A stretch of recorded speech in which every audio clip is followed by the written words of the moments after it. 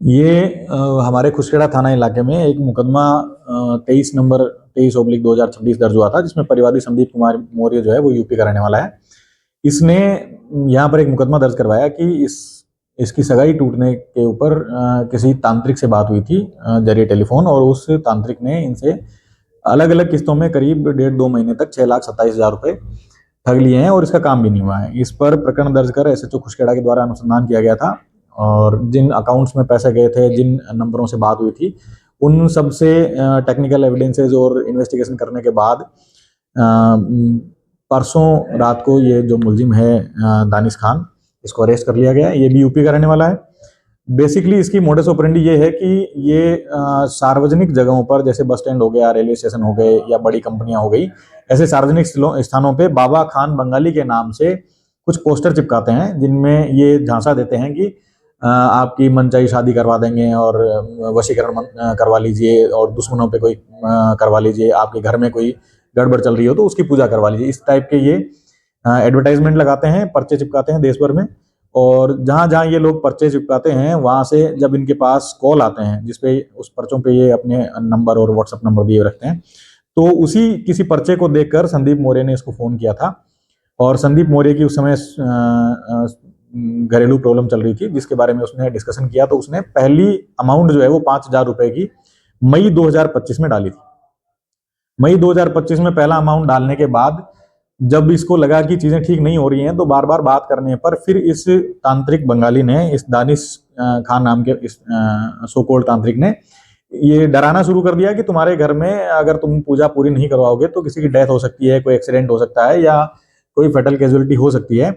इस तरीके से इसने डरा के, और मई 2025 के बाद लगातार 1.5-2 महीने 2.5 महीने तक इससे अलग अलग किस्तों में, कभी 5,000, कभी 10,000, कभी 15,000, ऐसे करीब 6,27,000 रुपए इसने इससे ठग लिए। और ठगने के बाद इसका कोई काम नहीं हुआ। जब इसको महसूस हुआ कि ये सारी चीजें ठीक नहीं हो रही हैं और अपने पैसे भी लग गए हैं, तो फिर ये यहाँ से चला गया था। ये बेसिकली यहाँ एक एमएनसी के अंदर काम करता है, और जब यहाँ आया और इसने 21 जनवरी 2026 को अपने यहाँ मुकदमा दर्ज करवाया था। इस मुकदमे को दर्ज कराने के पश्चात एसएचओ खुसखेड़ा और इनकी टीम ने अच्छा काम करते हुए इसको गिरफ्तार कर लिया है। इससे 4 मोबाइल बरामद किए गए हैं। उन चारों मोबाइल की व्हाट्सएप चैट्स को देखने के बाद लगता है कि इसने और भी बहुत से लोगों से ये इस तरीके की ठगी करी है। और ऐसी ही ठगी करने के दौरान ये लोग गूगल से वीडियोस डाउनलोड करके वशीकरण पूजा का और अलग अलग कब्रिस्तान पूजा का, इस टाइप का, शमशान पूजा का, इस टाइप के जो वीडियोस हैं वो अगलों को भेजते हैं और उसके नाम पे पैसा लेते हैं। तो इसमें हमारा ये कहना है कि ऐसे किसी भी एडवर्टाइजमेंट, किसी भी भ्रामक एडवर्टाइजमेंट, किसी पर्चे के बहकाव में आके आम जनता जो है वो ऐसे किसी पूजा, किसी तांत्रिक के चक्कर में नहीं पड़े, ऐसे किसी ठगी के उसमें नहीं जाए, क्योंकि ये प्योरली ठगने का मामला है। ऐसा कुछ भी इसमें होता नहीं। कितने दिन से सिलसिला चल रहा था और इसमें कोई रिकवरी?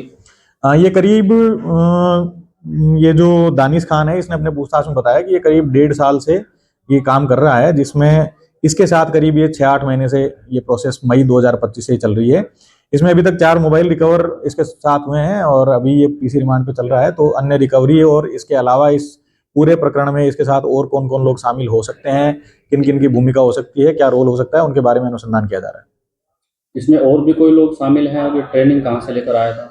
ये पूर्व में ऐसे ही किसी आदमी करीम खान बंगाली के नाम से दिल्ली में काम करता था, उसके पास ये काम करता था, उससे ये सीख के आया, और उसके बाद करीब 1.5 साल से ये मेरठ से ही ये काम कर रहा है। सर, तक कितने लोगों के साथ ठगी कर ली, कितने रुपए की थी?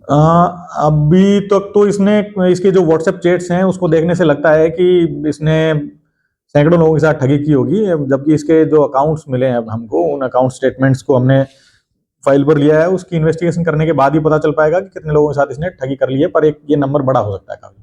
कितने अकाउंट्स को ये काम में ले रहा था, वो अकाउंट क्या इसी का है, बैंक अकाउंट? नहीं, इसने फर्जी अकाउंट ले रखा है, और जिस आदमी से फर्जी अकाउंट और सिम वगैरह इसने ली है वो भी हमारे इन्वेस्टिगेशन का पार्ट है। हम उसके बारे में भी इन्वेस्टिगेशन करेंगे।